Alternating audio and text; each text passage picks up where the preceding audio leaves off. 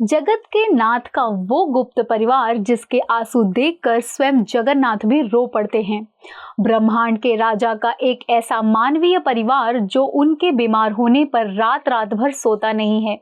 स्नान पूर्णिमा के बाद जब भगवान को तेज बुखार आता है और दुनिया के लिए जगन्नाथ मंदिर बंद हो जाता है, तब गर्भगृह के अंधेरे में पारंपरिक ब्राह्मण पुजारी नहीं, उस समय कमान संभालते हैं दैतापति सेवक, जो जगन्नाथ जी के सगे कबीले और खून का परिवार है।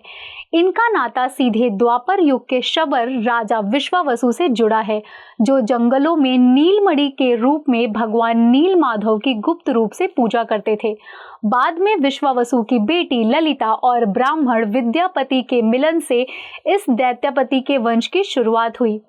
इसलिए इनमें समर्पण और ब्राह्मण अनुष्ठान दोनों का ही अंश है।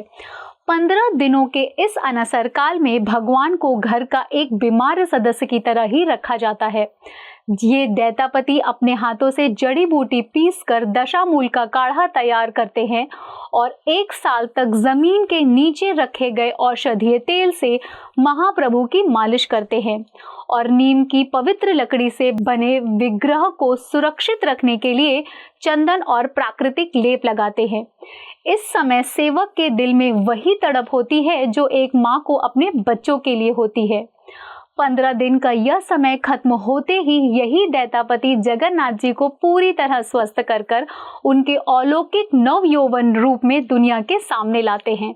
और रथ यात्रा के दिन जब लाखों की भीड़ उमड़ती है, तब जगन्नाथ जी उस भारी भरकम विशाल विग्रह को अपने बाजुओं में उठाकर बड़े लाड प्यार से झुलाते हुए रथ तक यही दैतापति लाते हैं।